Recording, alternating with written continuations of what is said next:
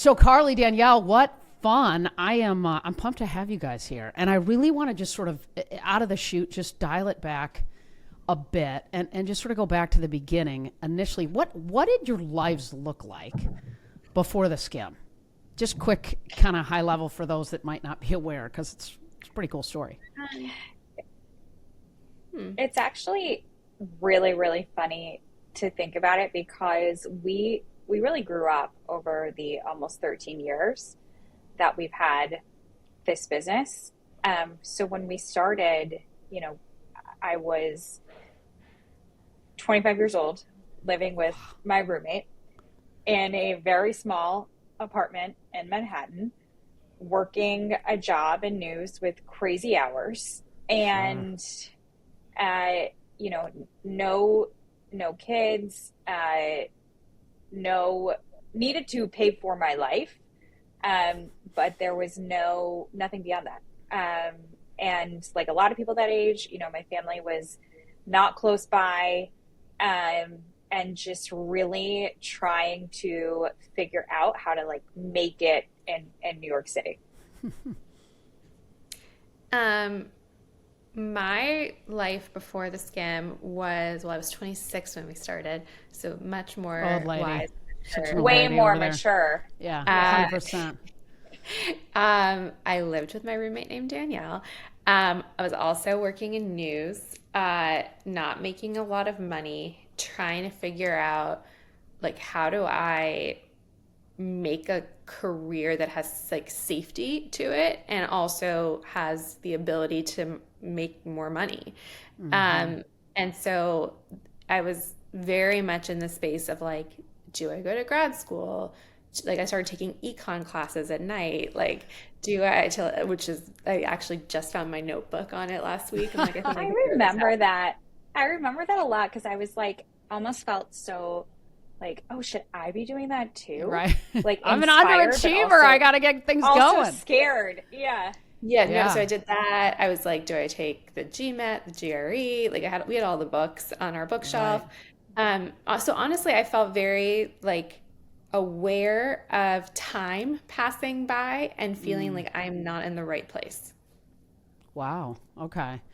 And so you guys meet, leave, big jobs, great jobs. Your parents think you're a little crazy, I would imagine. Yes. And you grind. When was the moment that you sort of realized and maybe even looked at each other and went, I think we got something.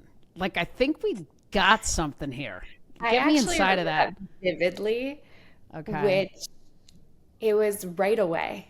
We like literally like day two. Um, a publication, I can just say Slate, did like a debate on the skim. One article came out, should you skim? And then another came out, why you shouldn't skim. And I remember we were sitting on our living room floor on our computers, and I was like, what have we done? Like, why is anyone talking about us? Um, and so that was like the first moment where I was like, is this a really slow news week? Like, why are we being talked about? Um, that was like the first like taste of that. I think there's been lots of moments over, the course of the skim where we've had these like kind of like what's happened here? Like I can't believe this is the thing we built. But for me, that was like the first moment where I was like, huh, what's going on? Danielle, what about for you? I mean, was it We sort of a were similar? we were just talking about that moment actually because it was similar but from a different side. So I remember that moment and being utterly terrified. Like, did they have a point? Did I just leave this career where I was on a good track and not towards any financial stability, by the way. I was on a good track when I meant like there was a role open for me to continue in this kind of like treadmill of waiting years for the next role to open. Right. And I was like, I've worked so hard to be in like hard news and reputable places, and now, I'm getting criticized for being cocktail chatter. And I remember my former mentor from NBC News I talked to him that day, and he was like, you know, like, you got to have a tougher skin than this. And the fact that people are talking about you like this on day 2, like, just lean into that. And it was really a moment where he was like, this is the moment you're in or you're out. And if you're in, then this is nothing.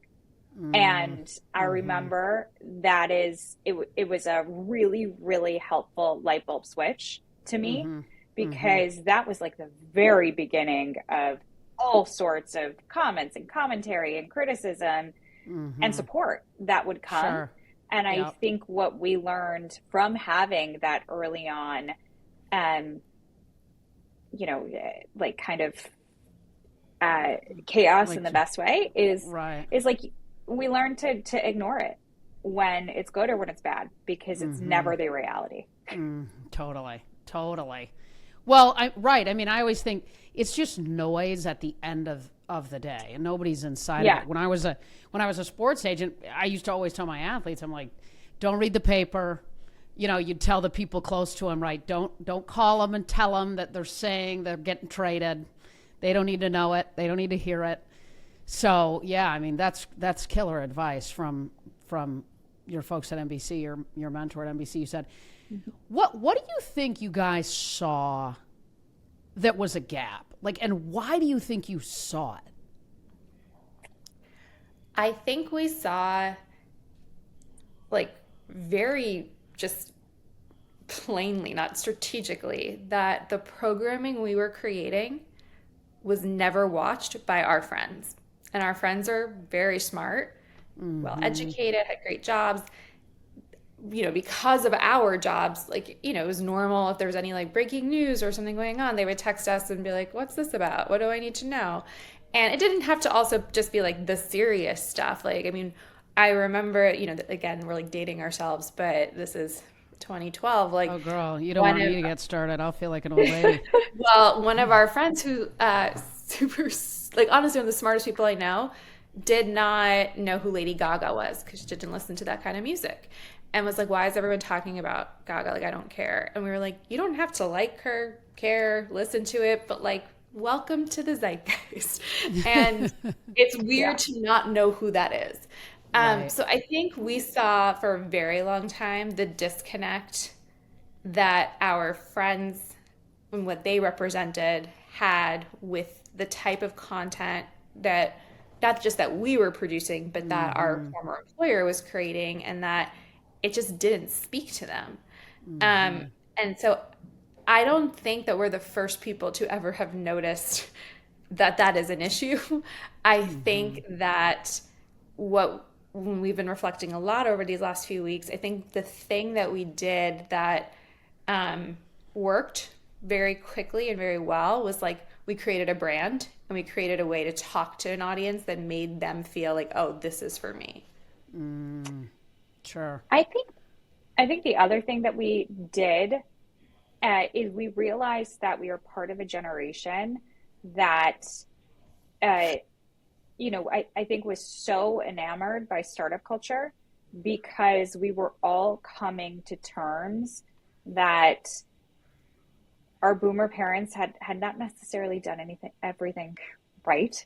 That, you know, coming out of college in and around 2008, like, there was no job stability. Everyone we knew was getting laid off, and that included both our parents and our friends who had been lucky enough to actually get hired.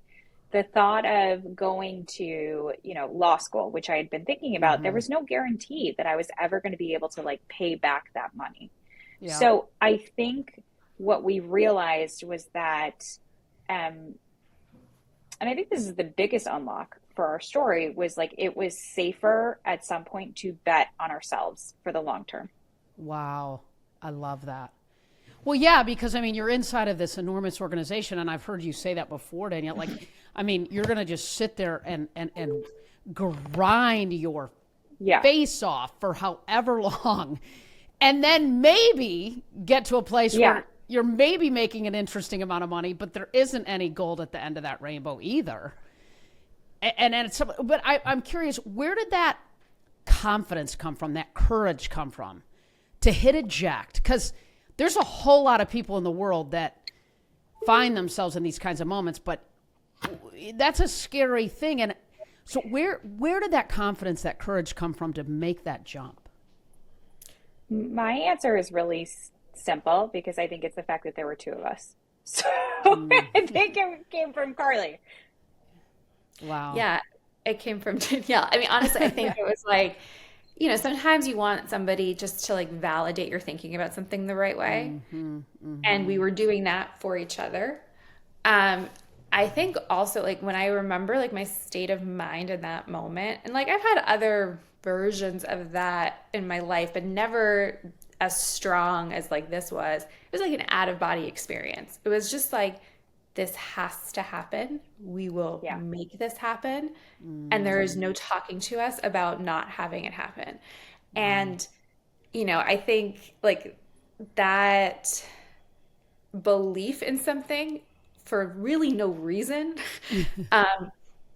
like it was very hard to articulate. Like it was just like, I have to do this. And again, like I've had glimmers of things like that in my life, but never at the level of what we're talking about. And I think because there was two of us, we did it. Yeah. You were able to, support each other for sure, I would imagine. I mean, that's teamwork at its best. I'm curious, there had to have been a ton of moments when, the outside world is looking at you guys going, dude, you guys are crushing it. I mean, they are young, killing it. Like, wow. But inside of your heads and hearts, or inside of your stomachs, if you will, you were like, dude, you have no idea. Like, good, I'm glad y'all feel this way, but let me tell you something. This is complete chaos. Get me inside of that. We have literally we've been like together every day as well. We have had this conversation so many times because I'm like the, of the two of us, I'm the Archivist. archivist. Yeah, like I keep everything. So I've been trying to just like organize like my desk, my computer, like, so I have everything, like every Wow. screenshot, like absolutely everything. It's insane. And been looking back, and it's like I see there were times that I was like really short with a friend and I screenshot it because I was like, you don't understand how busy I am right now. I can't explain to you what's going on, but now is not the time to talk to me about like what I felt was like trivial. And Unimportant. I was reading and I was like, oh, I'm so mean and bitchy, but like it was true that so much of, I think, being a founder and a CEO is being able to compartmentalize and being able to kind of have different masks, if you will, like to, when you have a Yeah. team, how to just keep them calm and motivated when stuff you can't share. For the two of us to, we couldn't really share a lot, even though we had the right support system. It's like people didn't understand. Sure. Yeah.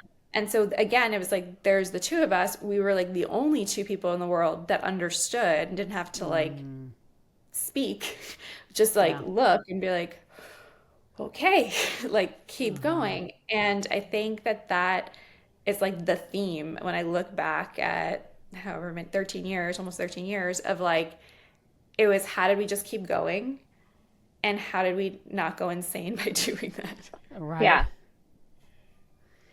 Well, and it isn't it sort of, you have to be a little out of alignment relative to compromising other things in your life to build something like you have. Yes. Because that's hard to do. I mean, it requires a level of intentionality, work, grind, grit that from the outside in, it's hard to get. I think that is a really, it's such a truth that gets, I think at times like pushed aside or glorified, especially I think for women, because we get asked all the time, like, how do you do it all? And you don't, right? So Right. when I go Totally. back to, that's the answer. Like, you don't. I don't believe anyone does. Yeah. They may look like Yeah. they do. And if they look like it, they're probably going insane. Totally. But I think, going back to that moment in time, even when we started, even the first, 5, 6 years of the company, it is such a we sacrificed, I think these things sound trivial, but it matters when you're, Mm-hmm. 20s living in New York City. Like I was not going out like my friends were. I Right. had no disposable income. Right. I was not traveling on like these, cool trips Right. that I would see people in business school doing. I mean, we had phenomenal experiences and opportunities, but it was very out of sync, I think, with our friends. Not having family that lived near me. Like I am very close with my family. I didn't get to see them as much as I liked. Our health, we Mm-hmm. were the whole team for a long time. We would write in shifts throughout the night, and then try Wow. to, update early in the morning and then sleep for a few hours and then try to get the business off the ground.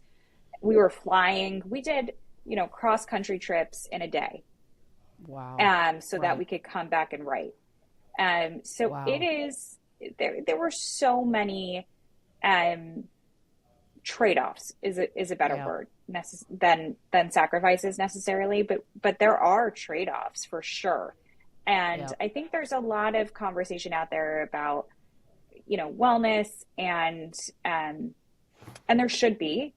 At the same time, I don't know if we would have gotten the business off the ground in the beginning if we had not had that mentality. Sure.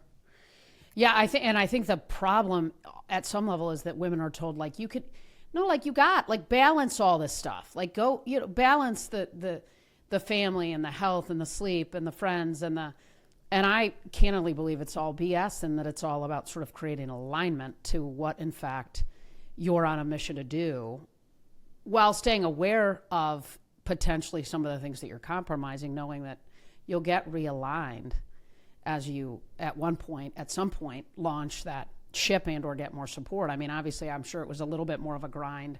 I mean, it was all a grind, right? But then you start to have some inflows and you have an opportunity to create a little bit more balance, get some support, all those things I would imagine were true.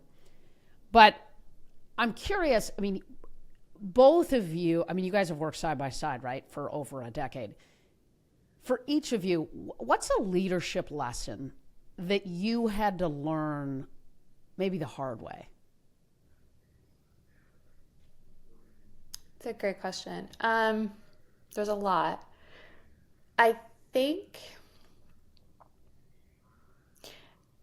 I think for me, I had to learn like, there's all of that talk about like founder mode and, what does that mean for a business? Like for me, I had to learn how to be in or not in founder mode with our team. Meaning like there's an intensity to me when I'm Mm, like in my workflow that's like very demanding, very like, type A, as all the things you would imagine go with sure. that. And then there's Yep. this other side of me that's like, Yep. I like to laugh. There's definitely a silly part to me. Like, and I love being a part of a team. And I think for me, the juxtaposition of those two things were like easy for me, but not for the team. And I really needed to understand Mm, how that was impacting people over time and how to like preserve the founder mode version of me, um, mm, with also being like an operational like leader and a CEO that like, where you do have to create a little bit of distance, where you do have to make decisions that are mm-hmm. unpopular and and be okay with that. And I think those things were hard for me to figure out how to do. And honestly, it's because like I'd never managed before. I had an intern. Like I've nobody Mm-hmm. like taught us.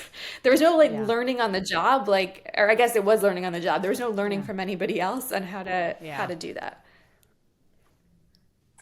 Mine is similar in a way. I think, I I'm from the Midwest. We're raised, please, thank you, very polite. Me too, I girl. smile a Yes. lot. I give Yep. hugs. Um, I think Yeah. that can be especially contrast with Carly as the New Yorker stereotype.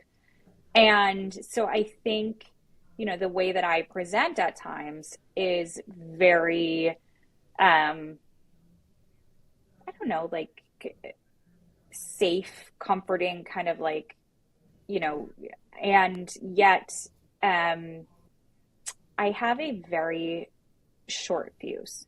Um, I have and I Mm, don't mean okay. that in like a hot temper way, although that can come out. It's more that I'm not great if someone doesn't pick up on what I'm trying to get them to do.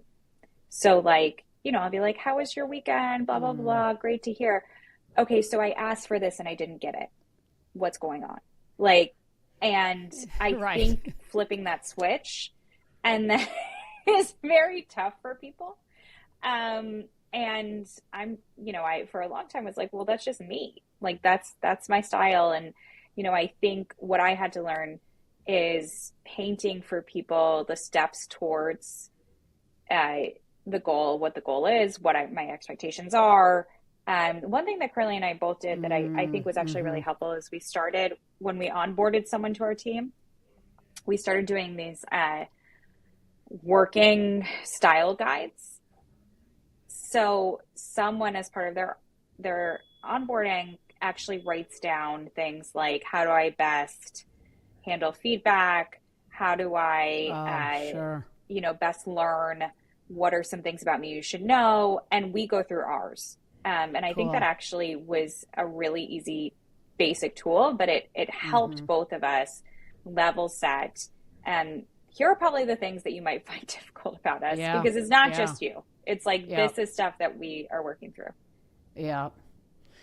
And that is so, it's sort of a simple thing what you just described, right? But like it's so Mm-hmm. I had a woman that works for me and she's amazing, and but like she told me one time when we sort of did something similar, what drives you crazy that I do? I asked her and she Mm-hmm. said, when you just send me these lists of things that you're waiting on, it makes me crazy. Like I got them on I my used to do list. that. Like, but when you We've done just that. send, yeah, Done that. but it was helpful for me to know, right? Like, Yeah. okay, cool. Let's just do People a don't like 20-minute that. call. It's like that's how I stay organized. Right. So you're like, dude, I mean, these 7 things aren't done and I'm waiting. But it's good when you know that because then you can kind of meet them where they are, which is sometimes helpful. You guys have been underestimated more than once, I would imagine. Tell me about a time that you were told no or that's not possible. Like, I mean, obviously, I'm sure you heard it at the 30,000 foot level relative to the skim in general, but tell me about a time, maybe a moment that you remember. But tell me about a time where that happened, maybe a moment in time or a circumstance or a situation, and you didn't stop. There's a lot of times of that. Um, I think like there's very clear moments when we were raising capital where we were told like this isn't going to work. It's not scalable. You can't do this without a technical co-founder and you can't do this as email first. Like straight up and not by like one person, by like Sure, a a lot. lot of people. So I Okay. remember all of those times and what was interesting is like because we had already launched, I think it would be one thing to have received that feedback and be like pre-launch and be like, maybe they're right. But because we Right. had already launched, we had like the stickiness, we had the product market fit, we had this like movement of thousands and then hundreds of thousands and then millions of women following this brand, but then being told in no uncertain terms, like from potential venture partners or Mm-hmm. other sources of funding, like it's not going to work. This doesn't work.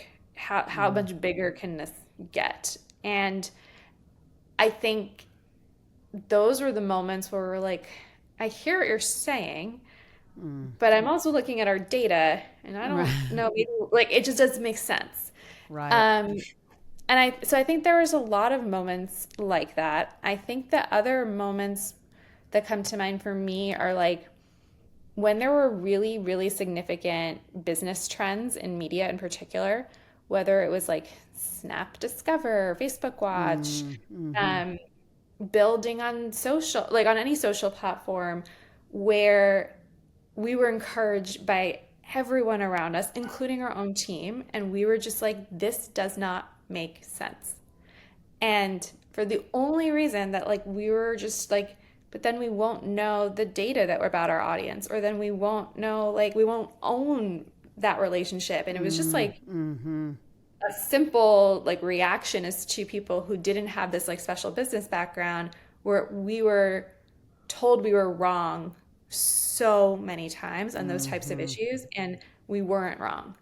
And in the end, I think like what we've all seen happen in kind of the media space is you had a lot of players get really big, Mm-hmm. and then we're like, shoot, who's my audience? I don't Yeah. know anything about them. Oh, like Mm-hmm. Google cookies, not what they were. Like AI, we weren't prepared for that. Like all of these kind of seismic major changes that have obviously Mm-hmm. happened over the last years, we kind of insulated ourselves by having a much simpler business. Mm-hmm. Um, and I really like those are like things that like I really give the two of us credit for, because we really, Mm-hmm. really did not take advice from our team or those around us on a lot of those issues. Wow. Wow. Well, and the more that you trusted your gut, connected, and did it sort of your way, if you will, I would imagine the confidence built around, you know what, I got to trust myself more at some level because the buck stops here. I'm going to lean into really my gut, but also marry that with the ability to listen to others, right, that are in the weeds or Yeah. potentially have more experience. I mean, that was a little bit of a tightrope walk, I would imagine, at some level, You right? know, I was talking to one of our early employees who actually worked for us for almost 9 years. And we were catching up the other day, and she said, you know, for better or worse, you guys always made decisions. And Mm, it was never, I never had the issue about you being decisive. It was make a decision and then we'll iterate. If things need to change, they'll change. And I think part of that is knowing what success looks like. mm-hmm, And if you know what success looks like mm-hmm, and you make a decision with that in mind, then it may be mm-hmm, the wrong decision, but you're probably going to learn something from it rather than just wasting time. mm-hmm. And I actually think the things that I learned, I feel like with that, we probably should have tried more things and been okay with them not Oh, working out interesting. Okay. rather than spending a ton of time trying to come up with like the closest to Mm-hmm, perfect right thing to do. mm-hmm. Yeah, 80% today is better than 110% tomorrow, Yeah. or 100 tomorrow, right? I mean, and I think about your audience, which of course, as a female myself, mother of three daughters too. I mean, I'm fascinated with obviously your lane. You're in a ton of conversations with millions of professional women, millions of women. What are you hearing are the most pressing challenges that they're talking about right now? A lot. I think that the theme that I would say for our audience is, like everyone, like our audience was transformed and changed by COVID. I think we all were by the Mm-hmm. pandemic. And I think what became really, really clear to our audience, to us, is there was no like, knight in shining armor to come help this generation of women. And I'm talking about like this generation of women, because obviously everyone has been impacted in lots of different ways. But this generation of women are the ones who are still fighting for pay equity. They're the ones Mm-hmm. who are fighting for paid family leave, for childcare costs. Mm-hmm. Um, they are the breadwinners in their household. And the other unique thing about her is we like to call her like she's part of the sandwich generation, because she's having kids later in life for a lot of different reasons. She is about to start dealing with those facts, combined with her parents are living longer, God Mm-hmm. willing, but Mm-hmm. being pushed out of work earlier and without financial security. And so I think the thing, especially in this last election, I think that everyone thought she was going to vote with healthcare and Mm, reproductive rights as the number one issue for her. But that mm-hmm, actually is not how she showed up to vote. She showed up to vote. The number one thing she was worried about is the economy because she is facing mm-hmm, such a crazy financial burden. And there's nobody in the public sector that's coming to save her. And that's like a mm, really like I think we just kind of grew up thinking it would be different, and yeah, it's not. And it's a yeah. failure on both sides of the political spectrum, like equally. And I think that's why we've had a lot of impact in the work we've done in the private sector, and also that she's literally creating the change herself. And I think that's been Mm-hmm, amazing to watch. mm-hmm, I mm-hmm. think also on the private sector conversation, one thing that I'm seeing in the past 2 years, like starting to come out, but just I think it will get much better, and I'm really, really interested in FamTech, like the family tech applications. Mm-hmm. Um, but there was this one meme about AI, and it was like what we thought AI was going to do. And it was like, a woman kind of relaxing with her arms like leaning back, and AI is washing the dishes and folding the clothes and cleaning. I need And it's that like what guy. AI, yeah, what AI is actually doing. And it's basically just making more time for you to do those things. And Right. it's Right. like, it'll write your emails, it'll do your research, like Yeah. Yeah. things that are helpful, but in a way like are what you want to use your brain for. Right. And I think to me that is also something that we are gonna have to figure out too, is how do you use this super super powerful, life changing, generation changing technology to Mm-hmm. actually help the lives of women continue to progress.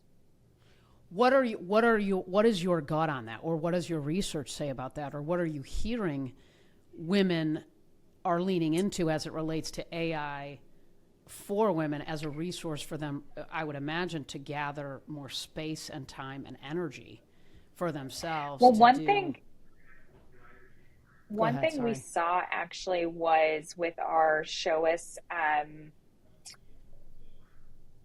your care giving, like we're focusing on really thinking about how you empower this generation to make caregiving easier. And Mm, so whether that is caregiving for your kids, your parents, like all of it, one thing that we mm-hmm. saw what they were doing was actually using a lot of what I would say basic, although I'm not good at them myself, so basic plus, spreadsheets and tracking devices to make their day to day much easier to communicate across their households, or sharing templates with friends. Mm-hmm. And we actually used that to be really inspired for what went into our Skim Plus, which is our subscription Sure. membership. That is all about tools, access to community information to make your day to day easier. And I think those types of things hopefully will be much easier to be created and faster and simpler and hopefully anticipatory. Mm-hmm. And that would be something that I think is a step on lightening the mental load. Mm. That's fantastic. That's awesome. Yeah, there's no doubt it's an important thing to lean into. I mean, it's what I'm sure everyone is talking about, but it's important for women, no question about it. So you guys recently sold the Skim to Everyday Health Group.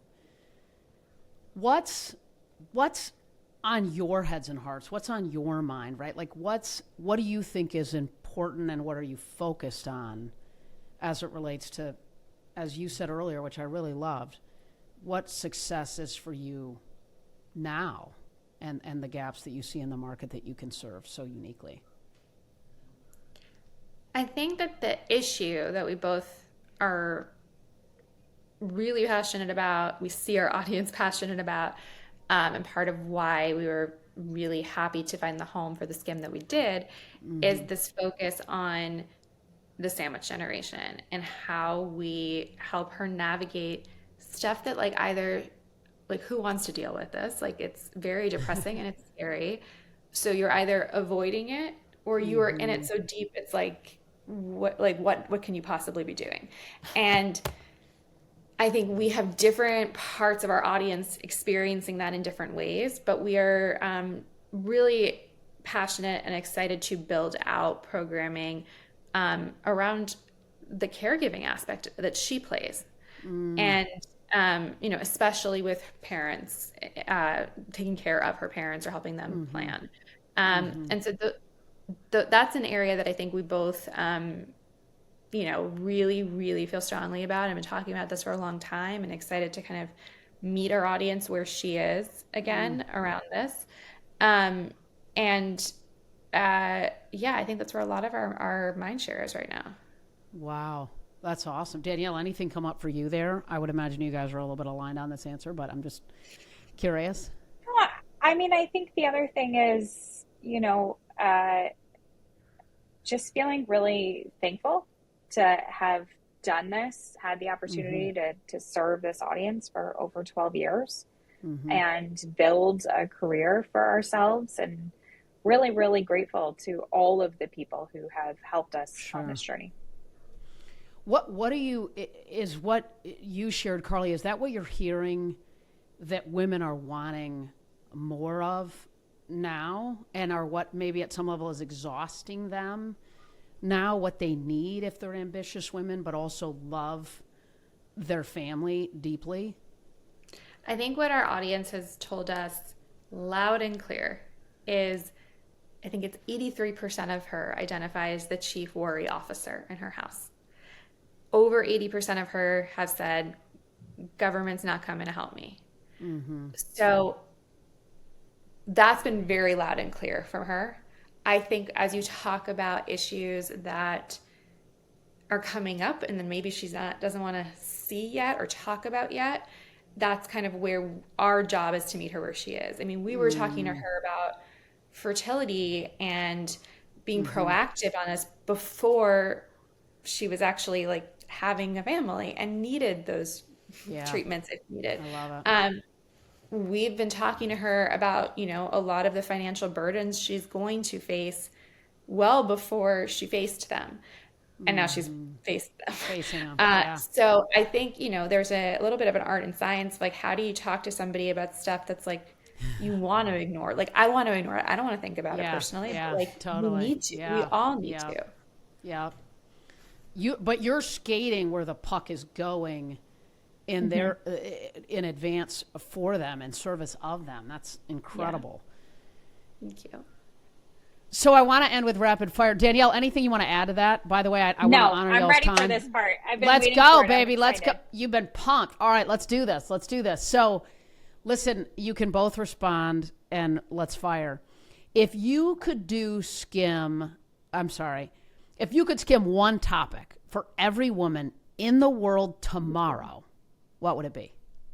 I love this. How to buy a car. Right. How to handle your finances.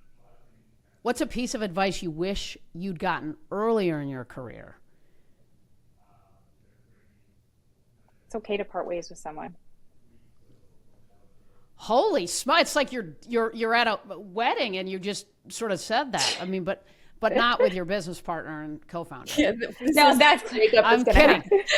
I'm kidding. It was just sort of like a softball right there. But you're right. It's okay to walk away. I love it. Yeah. Anything, Carly? Oh man, I thought she got it. I think how to manage. I feel like so much of our time was wasted of like real management 101 stuff that I just wish we had some foundation.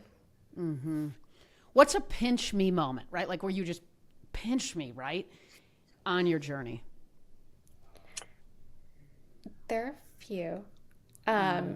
Oprah, meeting her, having her tweet about the skim, I cried. Like I had no shame. I mean, it was, you just can't make it up. It was insane. I think that our book tour, which we did right before the pandemic, like a year before, was insane. Like when we think about it, like it was a sold out 10 city tour in major spaces of people. Literally, we had skimmers driving across country following the tour. And I think looking back on that, because then like the world halted, so it's like we Yeah. didn't get to build on top of it right after. It was extraordinary and something that was a reflection of our team, our mission, our audience, and I never in our wildest dreams could we have ever imagined like those experiences. I love it. Showing my kids our office. Oh, that's awesome. How fun. And they loved it. This is where mommy goes and crushes it, right? They were more like, "Where's the chocolate?" Right. That's Oh, it. I know. Like, And that's so one funny. day they'll get it. Yeah, I love it. So, who or what is a game changer, dead or alive, somebody who's a game changer to you, who inspires you and why? Okay, I thought about this and also themed it for you. Let's Um, go. I did not do any of that, so sorry. I'm giving you time to Carly's think. just like, dude, I'm here. Yeah, I'm like, Simone Biles, because, and I really want to go back to this, like just the fact that she had such a public breakdown of sorts on a world stage and then came back, took Yeah. time and came back, and has done it like with just such grace and openness. I feel like just the comeback part and also staying in it and being like, yeah, maybe I'll keep going. I am just in awe. She humanized herself for us. She did. Which is, for Yeah. someone like that at that level, it's like, oh, wow. Yeah. I love it. That's awesome. And thanks for the prep work. And Carly, all right, you slacker. What do you no, got? yeah, shit. Molly, you're my game changer. No, I think honestly, I think Sarah Blakely for me always. She was an investor in the Skimm. We've gotten to know her over time, and I'm struck by like, well, I didn't know her before she started Spanx. I'm gonna wager a bet that she's been pretty much the same her whole life, and like really, she always posts about this, that like she's part Einstein, part I Love Lucy, and like I really Yeah. think that that is true. Where I've never met anybody who has more confidence around what her consumer needs and wants, and who has the perfect amount of humility. Like she knows what to own and be like, I did this. This is my success. She knows and articulates when it wasn't just her, and she also has just reinvented a new category Yeah. and took a huge risk and is Yeah. having fun, it appears, while doing it. And so to me, those are all like just really amazing markers of a strong entrepreneur and leader. Yeah. She's a neighbor of mine. She lives around the corner, so I see her all the time. So yeah, so she is a little bit of what you described, right? Like if you follow her on Instagram, I mean, it's absolutely hilarious. Yeah, Yeah. she and her husband, yeah. I mean, they're hilarious. Like Oh, we've and literally Jesse been at a is conference. also a little Yeah. bit of a nut I mean, job, right? In a Jesse, good yeah, way. I mean, totally. intense, Yeah. right? Totally. sure. But like they are what you see. It's amazing. Totally, 100%, 100%. Hey, listen, you guys are awesome. Congrats on what you've done. If you were going to say to Thank you. a woman, where do they start with you in service of all the things you've done, where you're going? What would be the next right step for somebody that wanted to follow your journey and your next steps? Follow our Instagram, Love it. Carly and Awesome. Danielle. Let's Yeah. go. Our founder Cool. Instagram. Yes. I love it. Awesome. Hey, thanks. You guys are awesome. I really appreciate it. Thank This will be you fun. so much, Molly. You This bet. was great. We had a great I- time. Thank you so much.